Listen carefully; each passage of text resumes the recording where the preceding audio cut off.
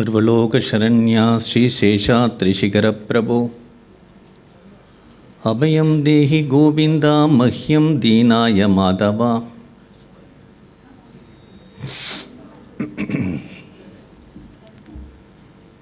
இந்தியாவில் இருக்கக்கூடிய சப்த மோக்ஷபுரிகளில் தென்னிந்தியாவில் இருக்கிற ஒரே ஒரு மோக்ஷபுரி காஞ்சிபுரம் மட்டும்தான். இது எல்லாம் நார்த் இந்தியாவில் தான் இருக்குது. நம்ம சப்த புண்ணிய நதிகளை சொல்கிறோம். அந்த சப்த புண்ணிய நதிகள்லேயும் தென்னிந்தியாவில் இருக்கக்கூடிய ஒரே ஒரு புண்ணிய நதி காவேரி. இந்த சப்த மோக்ஷபுரியில் தென்னிந்தியாவில் காஞ்சிபுரம் இருக்கிறதுனால தான் பகவத்பாதால் இந்த காஞ்சிபுரத்தில் காமகோடி பீடத்தை ஸ்தாபித்தார். காமகோடி பீடத்தை ஸ்தாபித்தது மட்டும் இல்லாமல் அந்த காலகட்டத்தில் காஞ்சிபுரம் கோவிலில் காமாட்சி அம்மனுக்கு இருந்த ஒரு வழிபாட்டு முறையை திருத்தி அமைத்து அதை ஒரு வைதீக பிரதிஷ்டையாக மாற்றினார். குரு தெய்வம் இவர்களுடைய அனுக்கிரகம் அதிகமாக இருந்தால் கூட அதை நம்மளால் தாங்க முடியாது. இன்றைக்கும் திருப்பதி போனால் அந்த பெருமாளுக்கு திருமணை கண்களை மறைச்சி தான் போட்டிருப்பாள். வியாழக்கிழமை ஒரு நாள் தான் அந்த திருமணை கண்கள் தெரிகிற மாதிரி போடுவாள். காரணம் என்ன அப்படின்னுட்டா, அந்த பெருமாளுடைய முழு கட்டாட்சமும் நம்ம மேலே விழுந்ததுன்னா நம்மளால் தாங்க முடியாது. அப்படிங்கிறதுனால தான் குருவாரத்தை தவிர மற்ற நாள்கள்லாம் நேத்திரத்தை மறைச்சி திருமண் காப்பிடுறா. அதே மாதிரி திருவானைக்காவல்லையும் ஆதிசங்கர பகவத்பாதால் அகிலாண்டேஸ்வருடைய ஒரு சாநித்தியத்தை தாங்க முடியாதுங்கிறதுனால தான் அந்த சாநித்தியத்தை எடுத்து தாடங்கத்தில் பிரதிஷ்டை பண்ணினார். காமாட்சி அம்மன் கோவில் இருக்கக்கூடிய ஒரு பிரதிஷ்டையில் முன்னாடி ஸ்ரீசக்கரத்தை ஸ்தாபித்து காமாட்சி அம்மனுடைய அத்தனை சாநித்தியத்தையும் அந்த ஸ்ரீசக்கரத்தில் இறக்கி காமாட்சி அம்மனுடைய ஒரு வழிபாடை வைதீக முறையில் ஸ்ரீவித்யா முறையில் ஒரு வழிபாட்டு முறையை ஏற்படுத்தினார். காஞ்சிபுரம் க்ஷேத்திரமே எப்படி இருக்குது அப்படின்னுட்டா, பழைய மேப் எடுத்து பார்த்தா ஸ்ரீசக்கரம் மாதிரியே இருக்குது அந்த ஊர். ஸ்ரீசக்கரத்தில் நடுவில் பிந்து அப்படின்னு ஒரு ஸ்தானம் இருக்கும். அந்த ஊர் மேப்பில் அந்த பிந்து ஸ்தானம் எங்கே இருக்குது அப்படின்னுட்டா, காமாட்சியினுடைய கர்ப்ப கிரகம்தான் அந்த பிந்து ஸ்தானமாக அமைஞ்சிருக்கு. யோக சாஸ்திரத்தில் சொல்லும் பொழுது மூலாதாரம் அப்படின்னு முதுகு தண்டு வடத்து அடியில் சுஷும்னே அப்படிங்கிற நாடி 3 சுத்தா சுத்தின்ருக்கு அப்படின்னு யோக சாஸ்திரங்கள்லாம் சொல்கிறது. காமாட்சி அம்மன் கோவில்லையும் நம்ம பார்த்தா முதல் பிரகாரம், 2வது பிரகாரம், 3வது பிரகாரம் இந்த அரூப காமாட்சியோடு நின்றுடும், ஆஃபாக தான் இருக்கும். அந்த யோக ரகசியத்தை தான் இங்கு 3 பிரகாரங்களாக வச்சு கடைசியாக அறப்பிரகாரமாக வச்சு அந்த சுஷும்ன நாடியை தான் அது குறிக்கிறது. ஒரு அண்ணா தம்பி இருக்கான். அந்த அண்ணா இந்த தம்பியை போட்டு அடிச்சுட்டே இருந்தான் ஏதாவது குச்சினாலே அப்படின்னுட்டா, அம்மா அந்த குச்சியை பிடுங்கி தான் கையில் வச்சுருவா விஷமம் பண்ணாமல் இருக்கிறதுக்கு.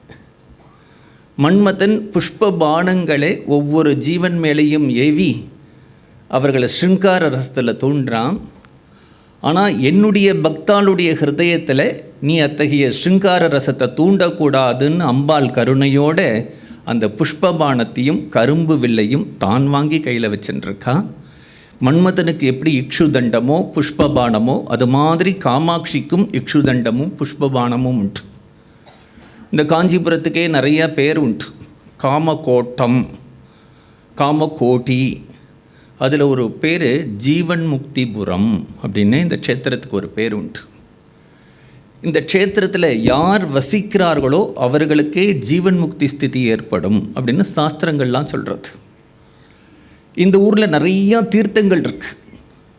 பெரிய பெரியவாக இருக்கும்பொழுது பார்த்தா ஞாயிற்றுக்கிழமை ஒரு குளத்தில் குளிக்கணும்னு இருக்குது. அந்த ஊரில் போய் அந்த குளத்தில் குளிப்பார். சோமவாரம் ஒரு தீர்த்தத்தில் குளிக்கணும்னு இருக்குது. அந்த குளத்தில் போய் குளிப்பார். மங்கள தீர்த்தம் தான் உங்களுக்கு தெரியும், மடத்துக்கு எதிர்த்தா மாதிரியே இருக்குது. செவ்வாய்க்கிழமை அன்னைக்கு அந்த மங்கள தீர்த்தம், இப்படி புதன்கிழமைக்கு, வியாழக்கிழமைக்கு, வெள்ளிக்கிழமைக்கு, சனிக்கிழமைக்குன்னு காஞ்சிபுரம் முழுக்க ஒவ்வொரு தீர்த்தங்கள் இருக்கு. இந்தியாவில் இருக்கக்கூடிய எல்லா தீர்த்தங்கள்லேயும் ஸ்நானம் பண்ணினா என்ன ஒரு பலன் வருமோ அந்த பலன் சர்வ தீர்த்த கரையில் ஸ்நானம் பண்ணினா வரும். அதனால தான் அதுக்கு சர்வ தீர்த்தம்னு பேர். புது பெரியவாளுக்கு சந்நியாசத்தை பெரிய பெரியவாள் அந்த சர்வ தீர்த்த கரையில் தான் அவருக்கு சந்நியாச ஆசிரமம் கொடுத்தார். காஞ்சிபுரம் எப்படி ஆதிசங்கர பகவத்பாதால் அத்வைத மதத்தை ஸ்தாபிச்சுட்டு இந்த காமகோட்டி பீடத்திலே காமாட்சியம்மன் கோவிலே சர்வஜ்ஞ பீடம் ஏறி அந்தர்தானம் ஆனாரோ, விசிஷ்டாத்வைதத்தை ஸ்தாபித்த ராமானுஜருடைய அவதார காரியம் இந்த காஞ்சிபுரத்திலிருந்து தான் கிளம்பித்து. அத்வைத ஆச்சாரியருடைய அவருடைய அவதாரம் இங்கே முடிஞ்சது, விசிஷ்டாத்வைத ஆச்சாரியாளுடைய அவதாரம் இங்கிருந்து ஆரம்பித்ததுன்னு பார்க்குறோம். இன்றைக்கு பகவன் நாம சித்தாந்தம் பண்ணின பகவன் நாம போதேந்திர சுவாமிகளும் காஞ்சிபுரத்தில் தான் மண்டன மிஸ்ரர் அக்ரஹாரத்தில் தான் அவதாரம் பண்ணினார். இன்றைக்கு ஃபாரினர்லாம் பார்த்து ரொம்ப ஆச்சரியப்படுறது என்னென்னா, வித்யாரண்யர்னு ஒருத்தரை பற்றி அவ்வளவு ஒர்க்ஸ் பண்ணியிருக்கார். இன்றைக்கி ஃபாரினர்லாம் என்ன சொல்கிறா அப்படின்னா, ஒருத்தர் ஒரு லைஃப் டயத்தில் இவ்வளோ ஒர்க்ஸ் பண்ணியிருக்க முடியாது, யாராவது 4-5 பேர் பண்ணிவிட்டு எல்லாத்துக்கும் வித்யாரண்யர்னு பேர் வச்சுருக்கணும்னு சொல்கிறார். விஜயநகர சாம்ராஜ்யத்தை ஸ்தாபித்தவர். அந்த வித்யாரண்யர் தன்னுடைய கிரந்தங்கள் எல்லாம் குறிப்பிடும் பொழுது, நான் எங்கே இருந்தாலும் என்னுடைய மனசு இந்த காஞ்சிபுரத்தையே சுற்றின்னு இருக்கு அப்படின்னுட்டா இந்த காஞ்சி க்ஷேத்திரத்தை சொல்லும்பொழுது சொல்வா, புஷ்பேஷு ஜாதி நகரேஷு காஞ்சி நாரீஷு ரம்பா. உலகத்திலேயே ரொம்ப சிரேஷ்டமான க்ஷேத்திரம் எது அப்படின்னுட்டா காஞ்சி தானாம், நகரேஷு காஞ்சி. ஆச்சாரியர் ஷண்மத ஸ்தாபனம் பண்ணினார். கானபத்தியம், கௌமாரம், சௌரம், சாக்தம், வைணவம் பண்ணினார் இல்லையா, சைவம். எந்த ஊர்லேயும் ஒரு பெரிய சிவன் கோவில் இருந்ததுன்னா விஷ்ணு கோவில் சின்னதாக இருக்கும். விஷ்ணு ஆலயம் ரொம்ப பெருசாக இருந்ததுன்னா சிவன் ஆலயம் ரொம்ப சின்னதாக இருக்கும். காஞ்சிபுரத்தில் மட்டும்தான் பெரிய ஏகாம்பரேஸ்வரர் கோவில் ருத்ரகோடி விமானம், பெரிய வரதராஜருடைய கோவில் புண்ணியகோடி விமானம், சைவம் வைஷ்ணவம். சாப்தத்துக்கு காமாட்சி அம்மனுடைய ஆலயம்.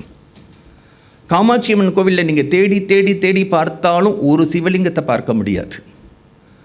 காஞ்சிபுரத்தில் இருக்கக்கூடிய எந்த சிவன் கோவிலில் பார்த்தாலும் ஒரு அம்பாளை பார்க்க முடியாது. அத்தனை சிவனுக்கும் ஒரே தேவியாக இந்த காமாட்சி தான் இருக்கா. அது கைலாசநாதர் கோவிலாக இருந்தாலும் சரி, கச்சபேஸ்வரர் கோவிலாக இருந்தாலும் சரி, ஓனக்காத்தான் தள்ளியாக இருந்தாலும் சரி, எல்லா க்ஷேத்திரத்திலையும் இருக்கக்கூடிய சிவனுக்கு இவ மட்டும்தான் அம்பாள். அது மட்டும் இல்லை, காஞ்சிபுரம் டிஸ்ட்ரிக்டில் இருக்கக்கூடிய சிவன் கோவிலுக்கெல்லாம் நான் போனேன்னா அங்கே இருக்கக்கூடிய சுவாமிக்கு வேறு பேர் இருக்கும், அம்பாளுக்கு மட்டும் காமாட்சி காமாட்சி காமாட்சி. சோமங்கலம்னு ஒரு ஊர் இருக்குது, காமாட்சி. அமரம்பேடுன்னு ஒரு ஊர் இருக்குது, காமாட்சி. இந்த டிஸ்ட்ரிக்ட்குள்ளே இருக்கக்கூடிய அநேக கோவிலுக்கு இந்த அம்பாளுடைய பேர் தான் இருக்குது. இந்த காசியும் காஞ்சியும் பற்றி ஒரு நாள் ராத்திரி பெரியவாளுடைய சன்னிதானத்தில் உட்கார்ந்துட்டு இருக்கும் பொழுது மேனால உட்காந்துட்டு பெரியவா விளையாட்டாக பேசின்னு இருந்தார். நான் கடைசி காலத்தில் காசியில் போய் இருக்கணும் அப்படின்னு ஆசைப்பட்டேன். ஆனால் இன்றைக்கி நான் காஞ்சியில் இருக்கேன், ஏன் தெரியுமா அப்படின்னார். நாங்கள் ஒரு 4 பேர் இருந்துருந்தோம், பேசாமல் இருந்தோம். பெரியவா கூப்பிட்டு காசி காஞ்சி சொல்லு அப்படின்னார். சொன்ன உடனே நடுவில் என்ன வருதுன்னார், இன்ச் அப்படின்னு. காசியை விட 1 இன்ச்சு கூட இருக்குது பற்றியா இந்த காஞ்சி. அதனால தான் நான் காசிக்கு போகாமல் இந்த ஊரில் உட்கார்ந்துட்டுருக்கேன் அப்படின்னு சொன்னார். அதே மாதிரி காமாட்சி அம்மன் சன்னதியிலிருந்து வெளியில் வந்தால் அன்னபூரணி இருப்பான். காசியில் யாராவது அன்னபூர்ணியை தரிசனம் பண்ணிவிட்டு வெளியில் வந்தால் காமாட்சி இருப்பாள். காசியும் காஞ்சியும் வேற இல்லை. அப்பேற்பட்ட ஒரு மகாக்ஷேத்திரம். சைவத்துக்கு ஏகாம்பரேஸ்வரர், வைணவம், இங்கே காமாட்சி சாக்தம். எந்த ஊர்லேயும் இல்லாதபடி காமாட்சி அம்மன் கோவில்லையே 16 கணபதி இருக்கார், ஷோடச கணபதி இருக்கார். அதனால் கானபத்தியம். குமரக்கோட்டத்தில் முருகன் இருக்கார், கௌமாரம். மயூரகவின்னு ஒரு கவி எழுதின சூரிய சதகம் அப்படிங்கிற ஒரு கிரந்தமானது கச்சபேஸ்வரர் கோவிலில் கல்வெட்டில் இருக்குது. பித்துக்குளி முருகதாஸ் பெரியவாள்கிட்ட சொன்னார், எனக்கு கொஞ்சம் கொஞ்சமாக நேத்திரம் குறைஞ்சுட்டே வருது அப்படின்னு. உடனே இந்த கச்சபேஸ்வரர் கோவிலில் மயூரகவி சூரிய சதகம்னு எழுதியிருக்கார், அதை பிரிண்ட் எடுத்துகிட்டு போய் டெய்லி சொல்லிட்டு வான்னு. உடனே அவருக்கு நேத்திரம் திரும்பி பழைய மாதிரி ஆரம்பிச்செடுத்து பெரியவாள்கிட்ட நான் என்ன பண்ணணும்னு கேட்டார். இதை நிறையா பிரிண்ட்டு போட்டு எல்லாருக்கும் கொடு, அவர்களும் அந்த பயனை அடையட்டும் அப்படின்னார். ஸோ சௌரங்கிற மதத்துக்கு அங்கே சூரியனும் இருக்கார், ஷண்மதங்களும் சேர்ந்த ஒரு மகாட்சேத்திரமாக இந்த காஞ்சிபுரம் இருக்கிறத பார்க்குறோம். காஞ்சிபுரத்தில் பெரியவாளுக்கும் சேஷாத்ரி சுவாமிகளுக்கு இப்போ பார்த்தோம். பரணிதரன் அந்த புஸ்தகத்தை கொண்டு நீட்டும் பொழுதே பெரியவா அப்படியே உட்கார்ந்துண்டு பரணியை ஸ்ரீதர்னு கூப்பிடுவார் அவர் பெரியவா, அவரோட பேர் அதுதான். கார்ட்டூனிஸ்டாக இருந்தார். ஸ்ரீதர், நான் அந்த சேஷாத்ரி சுவாமிகள் மாரி ஆவேனடா. ரொம்ப நாள் பெரியவா அதையே சொல்லின்னு இருந்தா. அப்புறம் மடத்துக்கு எதிர்த்தா மாதிரி கங்கனா மண்டபம் இருக்குது. ஒரு நாள் சாயங்காலம் அங்கே 4 மணிக்கு பெரியவா உட்கார்ந்துட்டு இருந்தார். மடத்துக்குள்ளேயே வரல. ராத்திரி 8 மணி ஆச்சு, 9 மணி ஆச்சு, 10 மணி ஆச்சு. கூட இருக்கிற பாலு சொல்கிறார், பெரியவா அனுஷ்டானத்துக்கு நாழியை எடுத்து இங்கேயே உட்கார்ந்துருக்கேளே. இல்லை, சேஷாத்ரி சுவாமிகள் மயானத்தில் தபஸ் பண்ணிட்டுருக்கார், அவர் இந்த பக்கமாக தான் போகிறார், அவரை தரிசனம் பண்ணிவிட்டு நான் மடத்துக்குள்ளே வரேன் அப்படின்னு.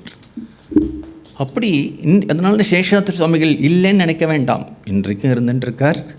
மகாபெரிவா சொல்கிறார், அவர் மயானத்தில் தபஸ் பண்ணிட்டுருக்கார், இந்த வழியாக போக போகிறார், அவரை தரிசனம் பண்ணிவிட்டு நான் உள்ளே வரலான் இருக்கேன் அப்படின்னார்.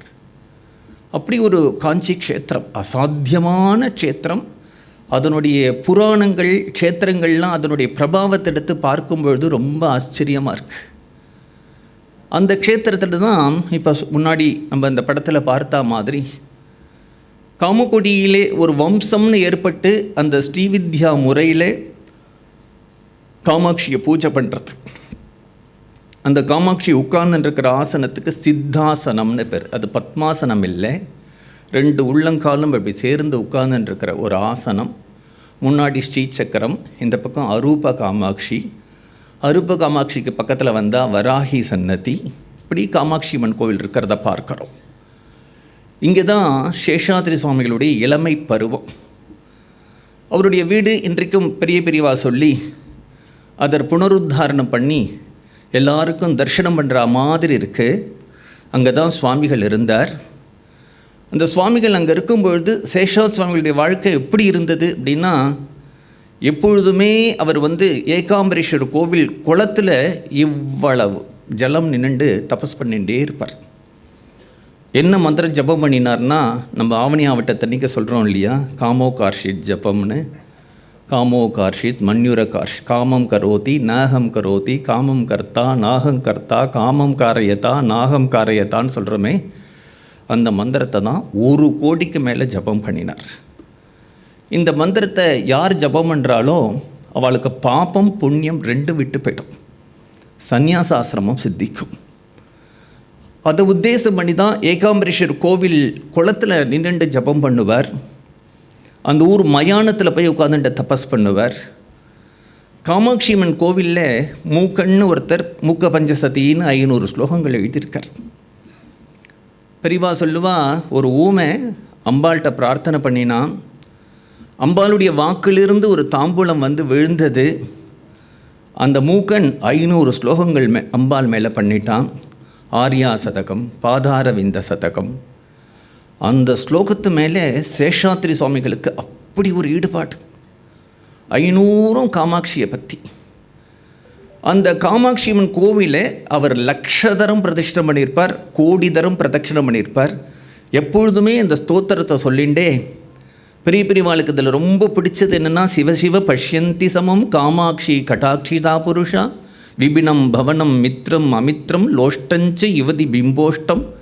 அதுக்கு மேலே வருது காம பரிபந்தினி காமேஸ்வரி காமபீட மத்தியகத்தேன்னு வருது. உனக்கு நிஜமாக அம்பாளை பூஜை பண்ணி அம்பாளுடைய அனுகிரகம் உனக்கு வந்திருக்கு அப்படின்னா என்ன அர்த்தம்னார். இப்போ சொல்கிறார், ஒரு ஸ்திரீனுடைய உதடும் ஓட்டாஞ்சில்லும் ஒன்றாயிடும், காடும் வீடும் ஒன்றாயிடும், சத்ருவும் மித்திரனும் ஒன்றாயிடுவான். லோஷ்டஞ்சு யுவதி பிம்போஷ்டம் மித்ரம் அமித்ரம் விபினம் பவனம்ங்கிறார். ஜெய ஜெய ஜெகதம்ப சிவேன்னு அந்த மூக்கபஞ்ச சதியை சொல்லி சொல்லி சொல்லி சொல்லி சொல்லி சொல்லி காமாட்சியம்மன் கோவிலில் அத்தனை பிரதட்சிணம் பண்ணுவார், அத்தனை நமஸ்காரம் பண்ணுவார், அத்தனை பிரதட்சிணம் பண்ணுவார், அத்தனை நமஸ்காரம் பண்ணுவார். மயானத்தில் போய் சிவ பஞ்சாட்சரி சக்தி பஞ்சாட்சரி மந்திரங்கள்லாம் ஜபம் பண்ணுவார். இவர் எப்படி பிறந்தார் அப்படின்னு விட்டாலே மரகதத்துக்கு ரொம்ப நாள் குழந்தை இல்லை. அந்த வரதராஜன் யார் அப்படின்னு விட்டா காமகோடி சாஸ்திரிகள்கிட்ட வேதாத்தியாயனம் பண்ணினவர். தங்கிட்ட படித்த ஒரு குழந்தையே நல்ல ஸ்ரத்தாலுவாக இருக்கிறத பார்த்துட்டு தன்னுடைய பெண்ணுக்கே கல்யாணம் பண்ணி வச்சார். ஆபத் சந்நியாசம் வாங்கிண்டார். வரதராஜர் சன்னதியில் இருந்தார். மரகதம் அப்பாட்டியே போய் சொல்கிறா, எனக்கு குழந்தை இல்லை. அவர் காமாட்சிகிட்ட வந்து பிரார்த்தனை பண்ணுறார்.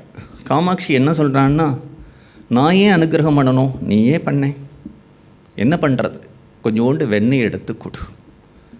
வெண்ணெய் எடுத்து கொடுத்தா இப்போ காமாட்சியினுடைய அனுகிரகத்தினால ஒரு குழந்தை பிறந்ததுன்னா என்ன பிறந்ததுன்னா காமாட்சியே தான் திருப்பி பிறந்தான். இந்த வெண்ணெய் ரூபத்தில் உள்ளே போய் அந்த குழந்தையினுடைய சரித்திரத்திலேருந்து முடிவு வரைக்கும் வேறு ஒரு லௌகீக விஷயமே கிடையாது. பிறந்தார், ஜபம் பண்ணினார், தியானம் பண்ணினார், வாழ்ந்தார். வேறு என்ன சொல்ல முடியும் அவரோட சரித்திரத்தில்? சின்ன வயசுலேயே ஒரு கோரமான யாராலையும் பண்ண முடியாத ஒரு தபஸ். அந்த குழந்தை கதை சொன்னால் வரதராஜருடைய சன்னிதானத்துக்கு அந்த குழந்தையை அழைச்சிட்டு போய் ஒரு உற்சவம்னா நிறையா கொடராட்டனம் இருக்கும், பலூன் கடை இருக்கும், பக்ஷணங்கள் கடை இருக்கும், பாத்திர கடை இருக்கும். ஒரு சாதாரண குழந்தையாக இருந்தால் பலூன் வேணும்னு கேட்கும், பெப்பரமிட்டு வேணும்னு கேட்கும். ஆனால் அந்த குழந்தையோ அந்த கிருஷ்ண விக்கிரகத்தை ஆசைப்படுறார். அவள் அம்மா சொல்கிறா, காசு கொண்டு வரலையே, நீ அப்புறமா வந்து வாங்கிக்கலாம், ஒரு விளையும் பயிர் முளையிலேயே தெரியுங்கிற மாதிரி அந்த குழந்தையினுடைய தேஜஸ்னால் ஆக்கர்ஷிக்கப்பட்ட அந்த வியாபாரி சொல்கிறான், காசு இல்லைன்னா என்ன, இந்த குழந்தைய பார்த்தா எனக்கு அந்த விக்கிரகத்தை கொடுக்கணும்னு தோன்றதுன்னு அந்த குழந்தையினுடைய கையை இழுத்து அந்த கிருஷ்ண விக்கிரகத்தை வைக்கிறான். வீட்டுக்கு எடுத்துகிட்டு போகிறார். மறுநாள் ஞாபகமாக அந்த கிருஷ்ண விக்கிரகம் வாங்கின அந்த வியாபாரிக்கிட்ட பணம் கொண்டு கொடுக்கணும்னு வரும்பொழுது அந்த வியாபாரி சொல்கிறான், உங்களை தாமா தேடின்னு இருந்தேன், இது வரைக்கும் நான் எவ்வளவோ திருவிழாவுக்கு போயிருக்கேன், 10-20 விக்கிரகம் விற்றா ரொம்ப அபூர்வம், ஆனால் அந்த குழந்தை கையை வச்சதுன்னு இதுக்கு எல்லாம் காலி ஆயிடுது. இந்த குழந்தை சாதாரண கை இல்லை, தங்க கை அப்படிங்கிறான். தங்க கைங்கிறது யாருக்கு பேர்? நமோ ஹிரண்ய பாகவே. ருத்ரம் சொல்கிறது பரமேஸ்வனுடைய கை தங்க கையாக இருக்குது. அவனுடைய வாக்கில் கூட ஒரு வேத வாக்கு தான் வெளியில் வந்திருக்கு. உடனே ஊர் முழுக்க இந்த செய்தி பரவி போயிடுத்து. சேஷாத்ரி சுவாமிகளுக்கு தங்க கை. இப்படி கடினமான தபஸோடு அவர் இருந்துன்னு இருக்கும் பொழுது ஒரு நாள் பாலாஜி சுவாமிகள்னு ஒரு சுவாமிகள் வந்தார். அவர்கிட்ட சந்நியாசம் வாங்கிக்கிறார் சர்வதீர்த்த கரையில். அவர் சித்தப்பாக்கு அவர் தான் எண்ணெய் தேய்ச்சி விடுறது வழக்கம். சனிக்கிழமை ஒரு நாள் அவர் சித்தப்பாக்கு இப்படி மித்தத்தில் உட்காந்துட்டு எண்ணெய் தேய்ச்சின்னு இருக்கும் பொழுது டக்குன்னு ஆகாசத்தை பார்க்குறார். உடம்புலேருந்து அப்படியே ஆனந்த பாஷ்பம் ஏற்படுறது, மெய்னி சிலிர்க்கிறது. ஒரு அரை மணி ஸ்டில்லாக அப்படியே நின்றுட்டார். எல்லாரும் கூப்பிட்டு பார்க்குறா, சேஷாத்ரின்னு ஒன்றும் பேச்சு மூச்சு இல்லை, கண்கள் மூடலை, முகத்தில் ஒரு தேஜஸ். ஒரு அரை மணி அந்த ட்ரான்ஸ், அந்த பாவ சமாதி கலைஞ்சு வந்த உடனே, சேஷாத்ரி என்ன ஆச்சு உனக்கு? மித்தத்தில் நீ ஆகாசத்தில் அப்படியே பார்த்துட்டு இருந்தே, உன் கண்கள்லாம் அப்படி ஜோதி மாதிரி இருந்தது, ஆனந்த பாஷ்பம் ஏற்பட்டது, மேனி சிலிர்த்தது, என்னப்பா ஆச்சு? மேலே தேவர்கள்லாம் போகிறா சித்தப்பா. எப்படி இருக்கா? அவளுக்கு ரெக்கைகள்லாம் இருக்கு. என்ன பண்ணிட்டுருக்கா? அவள்லாம் பாடுறா. என்ன ராகம்? பிலஹரி ராகத்தில் பாடிட்டு போகிறா. ஏண்டா சேஷாத்ரி, என் கண்ணுக்கு தெரியல, யாருடைய ஹிருதயத்தில் அஜ்ஞானம் இருக்கோ, மாயை இருக்கோ, அவளுக்கெல்லாம் தெரியாது சித்தப்பா. பாலாஜி சுவாமிகள்கிட்ட சந்நியாசம் வாங்கிறதுக்கு அந்த ஊர்லேருந்து 2-3 பேர் வந்தான். அவளுக்கெல்லாம் பக்குவம் இல்லைன்னு சொல்லி சில மந்திரங்களை உபதேசம் பண்ணி சேஷாத்ரி சுவாமிகளுக்கு மட்டும் அந்த சுவாமிகள் சந்நியாசத்தை கொடுத்து தத்துவமசிங்கிற மகா வாக்கியத்தை உபதேசம் பண்ணினார். அப்பொழுதே ஒரு அதீத நிலையில் இருந்ததுனால ஒரு குருவை ஆசிரியக்கணுங்கிற ரீதியில் ஆசிரியிச்சு ஒரு அத்தியாசிரமம் வந்துடுத்து அப்படின்னா தண்டத்தையும் கமண்டலத்தையும் தீர்த்தத்தில் விட்டுடலாம். சுவாமிகள் விட்டுட்டார். ஆனால் காஷாய வஸ்திரம் மட்டும் இருந்துட்டு. அப்போ அவள் அப்பாவுக்கு ஸ்ராத்தம், அவள் அம்மா இருந்துட்டுருக்கா. அவன் அம்மா கிட்டே அவருடைய ஜாதகம், அவர் ஹஸ்த நட்சத்திரத்தில் பிறந்தாலும் தனுர் லக்னம் 2ல் 4 கிரகங்கள் சேர்ந்துருக்கு. மகரத்தில், மகரமே ஒரு ஞானத்தை கொடுக்கக்கூடிய ஸ்தானம். 4 கிரகங்கள் ஒரு இடத்துல சேர்ந்திருக்குமானால் அது சந்நியாசத்தை யோகத்தை குறிக்கும். அதனால் இவருடைய ஜாதகத்திலே சந்நியாசத்துக்குன்னு பல அமைப்புகள் இருந்தாலும் கூட குடும்பஸ்தானத்திலே அதுவும் மகரத்தில் 4 கிரகங்கள் சேர்ந்து இருக்கிறதுனால இவருக்கு சந்நியாசாசிரமம் நிச்சயம். அப்படிங்கிறதுனால பொண்ணு கொடுக்க வரவாள்லாம் சொந்தக்காரா, அவள்கிட்ட உண்மையை சொல்லணும்னு அவள் சித்தப்பா சொல்ல அவர் சொல்கிறார், எனக்கு இந்த வாழ்க்கை இல்லைன்னு சொன்னாலும் அவளுக்கு புரியலே. அதுக்கப்புறம் மரகதம் எப்படி இருந்தா, மடி பண்ணிண்டா, சரீரத்தை கிருசம் பண்ணிண்டா, ஊரு வேலை தான் சாப்பிடுவா, அதுவும் கொஞ்சம் போகிற. கார்த்தால் எழுந்து தியானம் பண்ணுவா, ஜபம் பண்ணுவா, துளசி பூஜை பண்ணுவா, வீணை வாசிப்பா, அம்பாளை பாடுவா, வீட்டு வாசப்படியை தாண்டி வெளியில் வரமாட்டான். ஒரு பெண் துறவி, எப்பொழுதுமே காமாட்சியினுடைய தியானம், எப்பொழுதுமே வாக்குல ஸ்தோத்திரம், எப்பொழுதுமே அம்பாள் மேலே கீர்த்தனம், துளியூண்டு ஒரு பிடி சாதம். அந்த உயிரையும் இந்த குழந்தைக்காக தரிச்சுட்டுருக்கான். சீக்கிரமே அவளுக்கும் அந்திம காலம் வந்துடுத்து. குழந்தைய கூப்பிடுறான். தாயாருடைய தலையை எடுத்து தான் மடியில் வச்சுக்கிறார். சேஷாத்ரி, நான் கிளம்பி போக போகிறேன். சாஸ்திரங்கள்லாம் சொல்கிறது கமலாலயம், திருவாரூரில் பிறந்தால் மோட்சம்னு சொல்கிறது. சிதம்பரத்தில் போய் நடராஜரை தரிசனம் பண்ணினா மோட்சம்னு சொல்கிறது. அதே மாதிரி திருவண்ணாமலையை ஸ்மரித்தா மோட்சம்னு சொல்கிறது. எனக்கு நினைவு தப்பிட போகிறது, என்னுடைய பிராணன் இருக்கிற வரைக்கும் நீ அருணாச்சலம் அருணாச்சலம் அருணாச்சலம்னு சொல்லிகிட்டே இரு, அந்த ஸ்மிருதியோடு என் பிராணன் போகணும். குழந்தை அழறார். மடியில் அம்மாவை போட்டு கட்டிண்டு காதில் அருணாச்சலம் அருணாச்சலம் அருணாச்சலம். அவள் அம்மா அப்படியே கீழே சாயரா. அவருடைய பூஜையில் ராமர் படம் இருந்தது, காமாட்சி படம் இருந்தது. அதற்கு முன்னாடி அவர் திருவண்ணாமலை போனதே இல்லை. கையினாலேயே அந்த திருவண்ணாமலையை வரைஞ்சார். இன்றைக்கும் அந்த மலையினுடைய 5 முகம் எப்படி இருக்குமோ அதே மாதிரி இருக்கும் அந்த படம். அந்த படத்தையும் தன்னுடைய தியான ரூமில் வச்சு பூஜை பண்ணிகிட்டே இருந்தார். குழந்தை இப்படியே இருக்கானே, சாப்பிட்றதில்லை, தூங்கிறதில்லை. ஏகாம்பரேஸ்வரர் கோவில், காமாட்சி அம்மன் கோவில், வரதராஜர் கோவில், மயானம். என்ன பண்ணுறது குழந்தைய? அப்பாவோட ஸ்ராத்தம். கடைசியாக அந்த ஸ்ராத்தத்தை பண்ணணும் அப்படின்னா எனக்கு இதெல்லாம் கிடையாதுங்கிறார். கடைசியாக அக்ஷத ஆசீர்வாதத்துக்காவது வரட்டும்னு குழந்தைய ஒரு ரூமில் வச்சு பூட்டிட்டு கடைசியாக அந்த அக்ஷத ஆசீர்வாதத்துக்கு கூப்பிட்டு திறந்தா குழந்தைய காணோம். அவளால் நம்ப முடியல. எங்கேயாவது பீரோ பக்கம் ஒளிஞ்சின்னு இருக்காரா, ஏதாவது ஜன்னல் வழியாக குதித்து போயிருக்காருன்னா அப்போ தான் புரியறது. அப்போ அவருக்கு 18 வயசுக்குள்ளே, என்ன வயசுன்னு கரெக்டாக தெரியல, ஆனால் அந்த 18 வயசுக்குள்ளே அவருக்கு ஒரு இடத்துல தோன்றி ஒரு இடத்துல மறையக்கூடிய சக்தி வந்திருக்குன்னா என்ன ஒரு தபஸ் அந்த குழந்தை சின்ன வயசில் பண்ணியிருக்கணும். அப்புறம் சொல்கிறான், காவேரி பக்கத்தில் இருக்கார். காவேரி பக்கத்தில் பார்த்தா ஒரு பாம்பு வந்து கொடை பிடிக்கிறது. திண்டிவனத்தில் பெரிய அக்ரஹாரத்தில் இருக்கார். ஒரு கோவிலில் வந்து பூட்டிடுறா அவரை. அப்படியே நிஷ்ட கை கூடி இருக்கார். இப்படி வந்து சுற்றி தான் திருவண்ணாமலை வரார். திருவண்ணாமலைக்கு என்றைக்கு வந்தாரோ அன்னிலிருந்து இவரும் சரி பகவான் ரமணரும் சரி 2 பேரும் ஊர் எல்லையை தாண்டவே இல்லை. என்னைக்கு வந்தாரோ. இந்த திருவண்ணாமலைக்கு ஒரு பெருமை உண்டு. ஞான தபோதனரை வாவென்று அழைக்கும் மலையாம் திருவண்ணாமலை. நம்ம கிட்டக்க யாராட்டியா கொஞ்சம் போர் ஞானம் இருந்ததுன்னா அந்த மலை பிடிச்சி இழுத்துன்றுமாம். இழுத்துண்டு வெளியிலையும் விடாதான். காந்தம் இரும்பு போல் கவர்ந்தென்னை இழுத்து கலந்து என்னோடு இருப்பாய் அருணாச்சலா அப்படிங்கிறார் ரமணர். காந்தம் இரும்பு இழுத்துண்டு எப்படி விடாதோ, காந்தம் இரும்பு போல் கவர்ந்தென்னை இழுத்து கலந்து என்னோடு இருப்பாய். இந்த மலை நம்மளை இழுத்துக்கணும்னா என்ன பண்ணணும்னா, நீ ஒன்றும் பண்ண வேண்டாம். பெயர் நினைத்திடவே பிடித்து இழுத்து அணையும் உன் பெருமை யார் அறிவார் அருணாச்சலா. யாராவது எங்கேயாவது உட்காந்துட்டு அருணாச்சலம்னா பிடிச்சி இழுக்கிறதா அந்த மலை. பெயர் நினைத்திடவும் பிடித்து இழுத்தணையும் உன் பெருமை யார் அறிவா. கிரியுருவாகிய கிருபைக்கடலே கிருபை கூர்ந்தருளுவாய் அருணாச்சலா. இது மலையா? இது மலை இல்லை, கிருபை கடல் அப்படிங்கிறார்.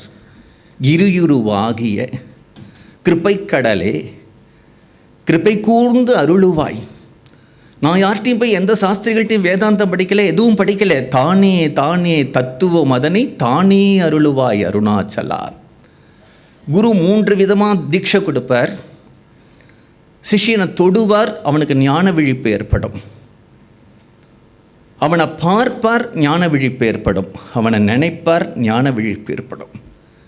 இது சாஸ்திரங்கள்லாம் எப்படி சொல்கிறது அப்படின்னுட்டா, பக்ஷி ஒரு முட்டையை போட்டு மேலே உட்கார்ந்து அடைக்கார்த்து அதுக்கு ஒரு பக்குவத்தை கொடுத்து பொரிக்க வைக்கும், ஸ்பர்ஷ தீட்சை.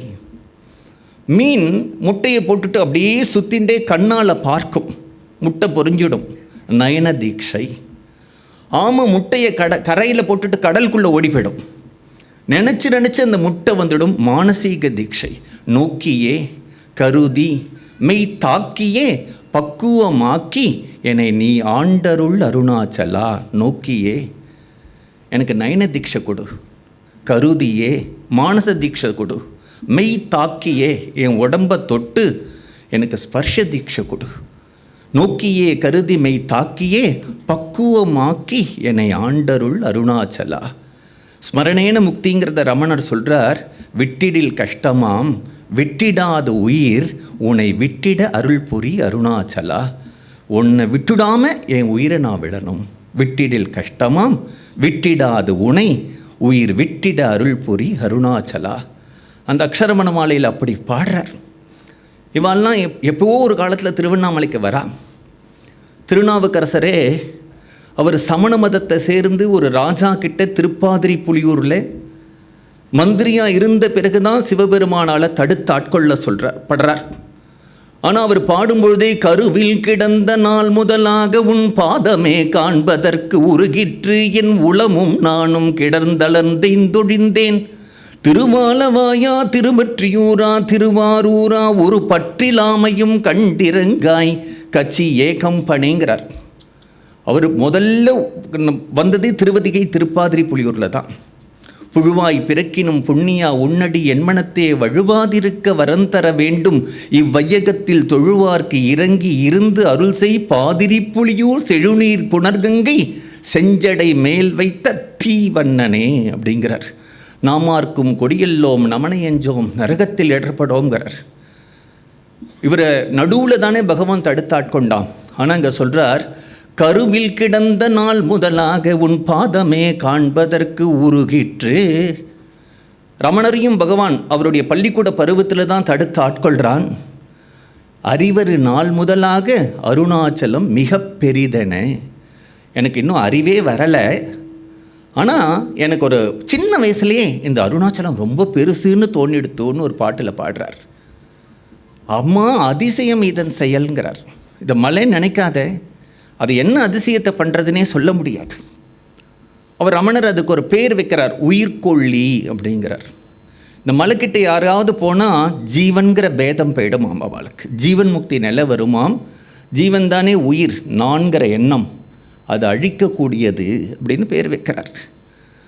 அந்த திருவண்ணாமலுடைய பிரபாவத்தை மகிமையை சொல்லவே முடியாது. சர்ச் அண்ட் சீக்ரெட் இந்தியாவில் பால் பிரிண்டன் வரும்போது சொல்கிறான், இந்த மலையை பார்க்கும்பொழுது எனக்கு தோணித்து இந்த மலையில் என்னத்தான் இருக்குன்னு தோணித்து, ஆனால் திருவண்ணாமலையை விட்டு கிளம்பும் பொழுது இந்த மலையில் என்னத்தான் இருக்காதுன்னு தோன்றது எனக்கு அப்படின்னு முடிக்கிறான். அப்படி ஒரு மலை. அந்த திருவண்ணாமலைக்கு சேஷாத் சுவாமிகள் வந்ததிலிருந்து அந்த ஊரை விட்டு திரும்பி போகலை. அந்த சமயத்தில் தான் திருச்சுழியில் பிறந்து திண்டுக்கல்லில் வந்து படித்து மதுரையில் வந்து தங்கியிருக்கக்கூடிய ரமணருக்கு அவள் அப்பாவோட மரணம் ஏற்படுறது. மரணம் ஏற்பட்ட உடனே கிடுன்னு வாத்தியார் வரா, சாஸ்திரிகள்லாம் வரா, ஏதோ காரியம் பண்ணுறா, அழறா. மயானத்துக்கு சொல்லி அனுப்புகிறான். இந்த குழந்தை கேட்குறது, இப்போ அப்பா படுத்துட்டு தானே இருக்கார், செத்து போயிட்டார்னு சொல்கிறேன். ஆத்மா போயிடுத்து. ஆத்மா எங்கே போச்சு? அப்புறம் எதுக்கு வாத்தியார் வந்து காரியம் பண்ணுறார்? பித்ருக்கள் ஆயிட்டாவா, ஆத்மாவாயிட்டாரா? இவர் சொல்கிற இந்த கொஷின்ஸ்க்கு யாராலையும் கேள்வி கேட்க முடியாது, பதில் சொல்ல முடியாததுனாலே வீட்டு மாடியில் இருக்கக்கூடிய ஒரு ரூமில் போய் படுத்துண்டு நான் இப்போ செத்து போயிட்டேன் அப்படின்னு கர்ம இந்திரியங்கள், ஞான இந்திரியங்கள் எல்லாத்தையும் ஒரு க்ஷணம் ஹிருதயத்தில் இருக்கக்கூடிய அந்த உற்பத்தி ஸ்தானத்தில் ஒடுக்க கட்வங்கர் எப்படி ஒரு க்ஷணத்தில் ஜீவன் முக்தர் ஆனாரோ அதே மாதிரி ரமணர் ஜீவன் முக்தர் ஆனார். திருவண்ணாமலையில் வந்து அவர் தபஸெல்லாம் பண்ணலை, தியானமும் பண்ணலை. எந்த நிலையில் அவர் இருந்தாரோ அதே நிலையில் தான் கடைசி வரைக்கும் இருந்தார். ஜீவன் முக்தனுக்கு தபஸ் கிடையாது. ஜீவன் முக்தன் அதற்கு பிறகு அடைய வேண்டிய நிலைங்கிறது ஒன்று கிடையாது. ஆச்சாரியால் சித்தாந்தத்தைப்படி முக்திங்கிறது மரணாந்தரம் இல்லை, மரணத்துக்கு பின்னாடி இல்லை, உயிரோடு வாழும் பொழுதே. சரீரம் வேறே ஆத்மா வேறேன்னு பிரிஞ்சுக்கிறதுனால தான் இந்த ஜீவனோட முக்தி பெறதுனால தான் இதுக்கு ஜீவன் முக்தினே பெரு. சேஷாத்திரி சுவாமிகள் எந்த தபஸும் பண்ணலை, அந்த ஜீவன் முக்தி ஸ்திதியிலேயே இருக்கார். அது ஒரு ஸ்திதி. பகவத்பாதாலேருந்து நம்ம பெரியவாள்லேருந்து எல்லாரும் இருந்த ஒரு ஸ்திதி பிரம்மேந்திரால். அப்பேற்பட்ட ஒரு ஸ்திதி.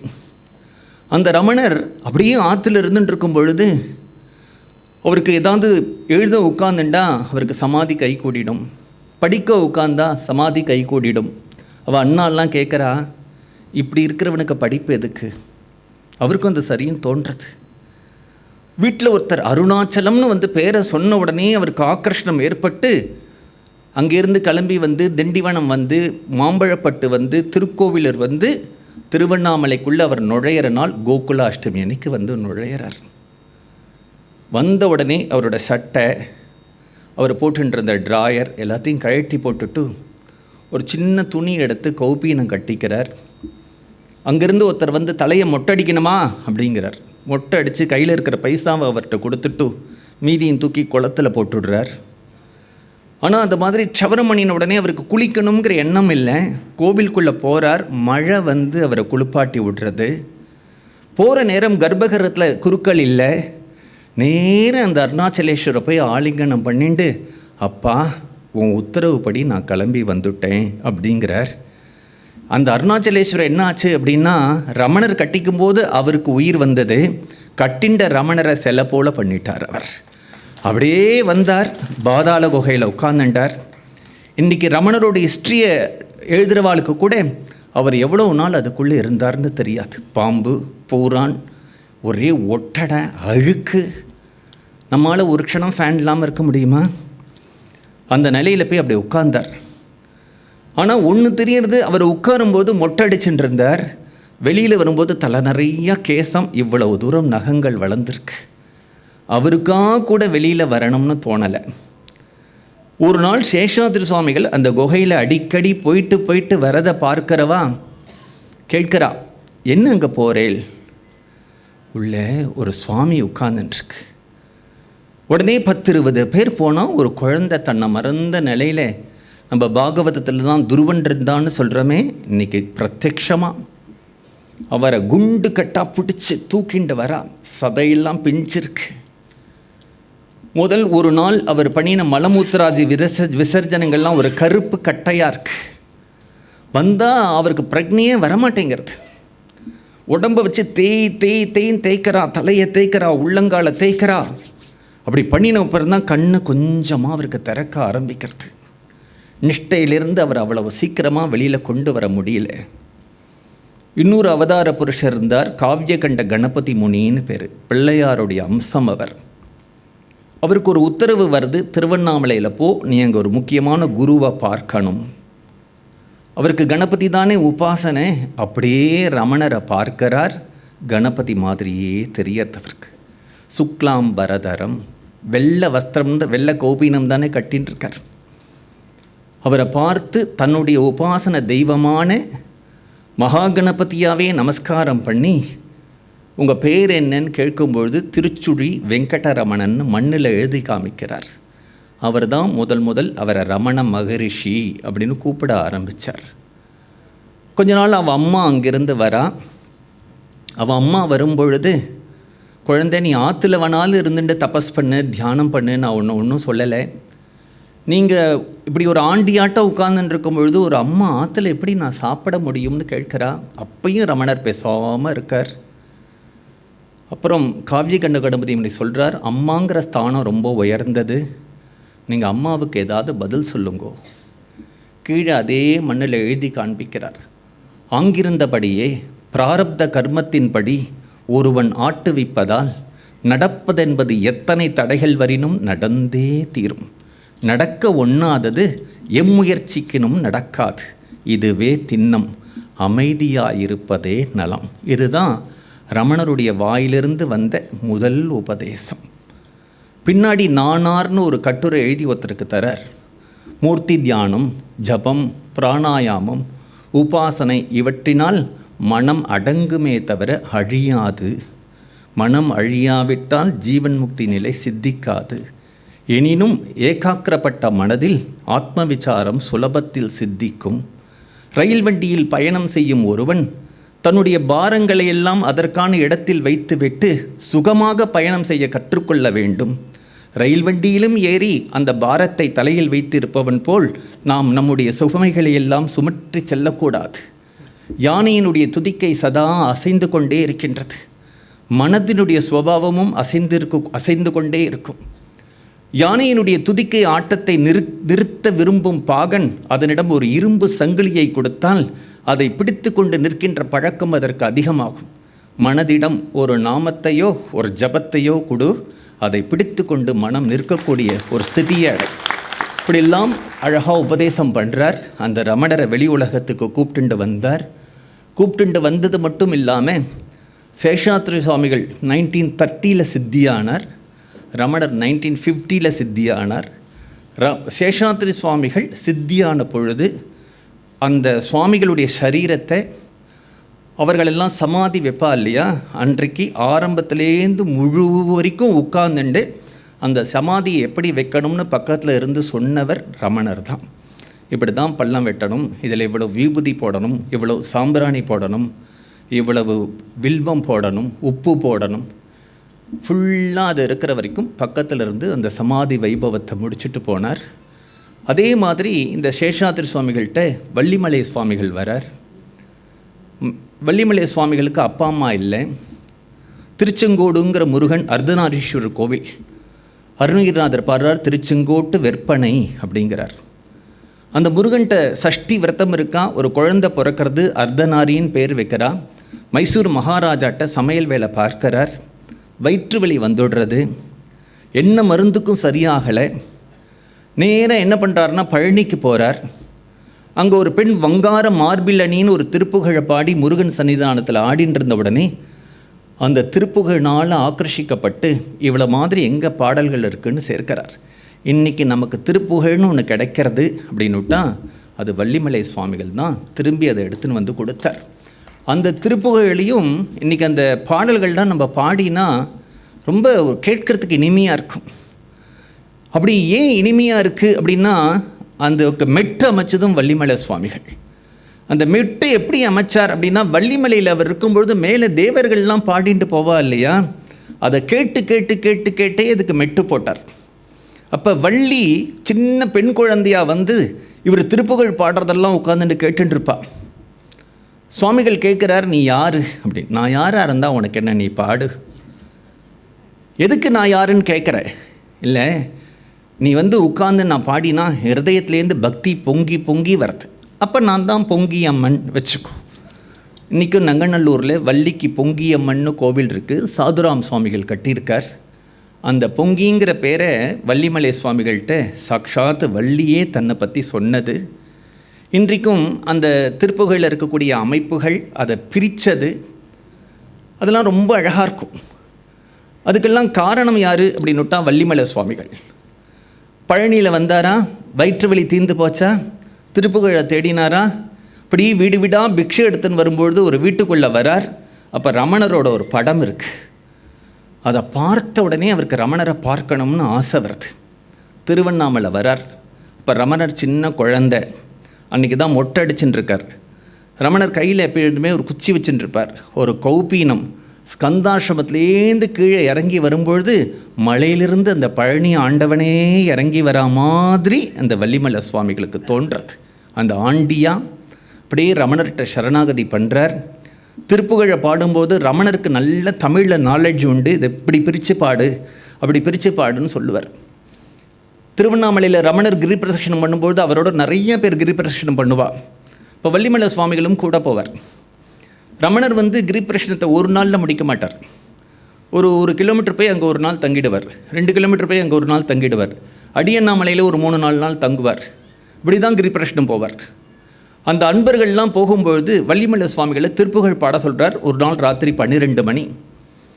அதில் வேடிச்சி காவல்னு அருணகிரிநாதர் பண்ணியிருக்கார். காவலனே காவலனே வேடிச்சி காவலனே தேனும் திணைமாவும் கேட்டாண்டி அப்படின்னு வரும். அது வள்ளிமலைகள் சுவாமிகள் பாடும்பொழுது சில பேர் கூட வந்த ஃபாரினருக்கு அந்த தமிழை சரியாக சொல்ல தெரில. காவலனே காவலனேங்கிறா. ரமணர் சிரிச்சுண்டே ஏமி காவலா அப்படிங்கிறார். கூட வந்த ஒருத்தன் வம்பு பிடிச்சவன் அதையும் சும்மா விடாமல் சுவாமி இட்லி காவலா காஃபி காவலான்னா. வித்தின் 2 minutes அந்த மலையிலேருந்து ஒருத்தர் எல்லாருக்கும் இட்லியும் காஃபியும் கொடுத்துட்டு போயிட்டார். ரமணர் அந்த மலையை பார்த்து சொல்கிறார், இது முக்தி கேட்டாலும் கொடுக்கறது, காஃபி கேட்டாலும் கொடுக்கறது அப்படிங்கிறார். அப்படி வள்ளிமலை சுவாமிகள் அங்கேருந்து கீழே இறங்கி வரார். சேஷாத்ரி சுவாமிகளை பார்க்கிறார். சேஷாத் சுவாமிகள் சொல்கிறார், ஆத்மாத்வம் கிரிஜாமதிஹின்னு சிவமானசிகா பூஜாலே பகவத்பாதாருடைய ஸ்லோகம். அம்மா, என்னால் தனியாக ஒன்றும் பூஜை பண்ண முடியல. நான் எங்கெல்லாம் ஊர் சுற்றுறனோ அதெல்லாம் பிரதட்சிணமாக பண்ணின்றேன். நான் என்ன வம்பு பேசுகிறேனோ அதெல்லாம் உன் ஸ்தோத்திரமாக பண்ணிக்கியேன். நான் தூங்கிறதெல்லாம் நீ சமாதின்னு நினச்சிக்கியேன். இப்படி நீ நினச்சிண்டாதான் நான் கரையேற முடியுங்கிறார். இந்த ஸ்தோத்திரத்தை சொல்லி இதுக்கு ஈக்குவலாக ஒரு திருப்புகழை பாடு அப்படின்னு உடனே பாடுறார். உனக்கு திருப்புகழே எல்லாம், திருப்புகழே மந்திரம் அப்படின்னு சேஷாத்ரி சுவாமிகள் வள்ளிமலை சுவாமிகளுக்கு அனுகிரகம் பண்ணுறார். அப்படி ரமணர் இந்த திருவண்ணாமலைக்கு ஒரு அழகு என்ன அப்படின்னார், அருணாச்சலேஸ்வரராக ரமணர் வந்தார், காமாட்சியாக சேஷாத்ரி சுவாமிகள் போய் சேர்ந்தார். அப்படியும் பார்க்கலாம். இன்னொன்று, நமக்கு 3 முக்கியமான தெய்வங்கள், காஞ்சி காமாட்சி, காசி விசாலாட்சி, மதுரை மீனாட்சின்னு. காஞ்சி காமாட்சியாக சேஷாத்ரி சுவாமிகள் வந்தார், மதுரை மீனாட்சியாக ரமணர் வந்தார், காசி விசாலாட்சியாக யோகிராம் சுரத்குமார் வந்தார். இப்படி 3 க்ஷேத்திரத்திலிருந்து 3 ஜீவன் முக்தர்கள்.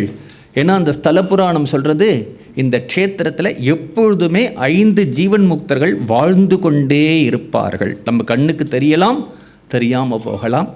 அப்பேற்பட்ட ஒரு சேஷாத்ரி சுவாமிகளுடைய சரித்திரத்தை அழகாக ஒரு படம் எடுத்து, அவர் பிறந்த இடத்துல அவருக்காக ஒரு அழகான மண்டபம் கட்டி, நமக்கெல்லாம் அவருடைய அனுகிரகம் கிடைக்கிறதுக்கு இந்த ட்ரஸ்டீஸ் எல்லாம் ஒரு ஏற்பாடு பண்ணியிருக்கா. அவளுக்கு பகவானுடைய அருளும் குருநாதருடைய அருளும் கிடைக்கட்டும். தன்னுடைய அருளாசியை வழங்கிய குருஜி ஸ்ரீ ஸ்ரீ முரளிதர சுவாமிகள் அவர்களுக்கு பாதார விந்தங்களுக்கு எங்களுடைய மனமார்ந்த நன்றி. டாக்டர் பரமாத்மனுக்கும் எங்களுடைய நன்றி. சேஷாத்ரி சுவாமிகளை பல பேருக்கு இன்று தெரிய காரணமாக இருப்பவர், முக்கியமான காரணம் டாக்டர் KVLN சர்மாஜி அவர்கள். 40 ஆண்டுகளுக்கு மேலாய் சுவாமிகளின் புகழை பரப்பி வருபவர். எனக்கே நான் சிறு வயதிலே இருக்கும்போது ஒரு முறை மந்தவெளியை கிராஸ் பண்ணும்போது KVLN சர்மாவுடைய ஊர்வலத்தை பற்றி தான் ஏற்கனவே மகாபரிவர் சொன்னது ஞாபகம் வர, அப்படி ஒரு அனுபவம். அவர் இங்கே வந்திருந்து கலந்து கொண்டது எங்களுக்கு மனமார்ந்த நன்றி. எங்களுடைய அழைப்பை ஏற்று இங்கே வந்திருந்த ஜஸ்டிஸ் திரு ராமநாதன், திருவண்ணாமலை சேஷாத்ரி சுவாமிகள் ஆசிரம் அவர்களுக்கு எங்களுடைய நன்றி. இந்த விழாவினை நடத்த, இந்த அரங்கத்தை எங்களுக்கு இலவசமாக வழங்கிய டெக்கான் திரு மூர்த்தி, பிரசிடென்ட் வாணிமஹால் அவர்களுக்கு எங்களுடைய மனமார்ந்த நன்றி. நீண்ட நாள் முயற்சியில் இந்த அழகான பக்தி பாடல் தொகுப்பை வழங்கிய திருமதி சாந்தி சுரேஷ் அவர்களுக்கும் மற்றும் அவர்களது குழுவினருக்கும் எங்களுடைய மனமார்ந்த நன்றி. சேஷாத்ரி சுவாமிகள் பற்றிய குறும்படத்தை குறுகிய காலத்திலேயே மிக நேர்த்தியாக எடுத்து கொடுத்த SP காந்தன் அவர்களுக்கும் அவர்களுக்கு உறுதுணையாக இருந்த அவருடைய டீமுக்கும் எங்களுடைய நன்றி. மழை பெய்யும் போதெல்லாம் ரொம்ப கிரிட்டிக்கலான டைமில் போய் அவர்கள் ஷூட் பண்ணி எங்களுக்கு கொடுத்தார்கள். அதற்காக ஒரு ஸ்பெஷல் தேங்க்ஸ். இந்த விழா இவ்வளவு சிறப்பாக நடைபெற மிக முக்கியமான ஒரு காரணம் அருண் எக்ஸலோ திரு சுரேஷ் அவர்கள். மிக ப்ரொஃபஷனாக ஒன்றையும் பார்த்து திட்டமிட்டு செய்தார். நாங்கள் ட்ரஸ்டிகள் யாரும் எதுவும் செய்யவில்லை, நாங்கள் வந்து கலந்து கொண்டோம். அவ்வளவு பெருமையும் அருண் எக்ஸலோ சுரேஷ் அவர்களை சாரும். இந்த ப்ரோக்ராமிற்கு வந்திருந்த ஸ்ரீராம் CEO சங்கரா டிவி அவர்களுக்கும் இந்த சங்கரா டிவி படம் எடுத்த குழுவினருக்கும் எங்களுடைய நன்றி. அது மட்டுமன்றி இந்த ப்ரோக்ராம் லைவ் ப்ரோக்ராம் இதை வந்து ஒரு கம்போஸ் பண்ணி இந்த ஆகஸ்ட் மாதத்திலேயே சங்கரா டிவியில் ஒரு நிகழ்ச்சி தொகுப்பு வெளியிட இருக்கிறார்கள். அது எப்போது வரும் என்று சங்கரா டிவியிலேயே அட்வர்டைஸ்மெண்ட் வரும். அவர்களுக்கும் எங்களுடைய நன்றி. இதை வெப் டிவியாக பண்ணி கொடுத்த தாமிரா டிவிக்கும் எங்களுடைய நன்றி. இங்கிருந்து எல்லோரும் வந்திருந்த பக்த கோடிகள் அனைவர்களுக்கும் எங்களுடைய நன்றி. எங்களுடன் ஒத்துழைத்த வலசை ஜெயராமன், திரு பட்டாபி அவர்கள் மற்றும் இதர பலர்களுக்கும் எங்களுடைய நன்றி. உங்கள் இதயங்களின் எண்ணமாய், உங்கள் பதிவுகளின் வண்ணமாய் தாமிரா வெப் டிவி. உங்கள் பதிவு நிரந்தர பதிவு.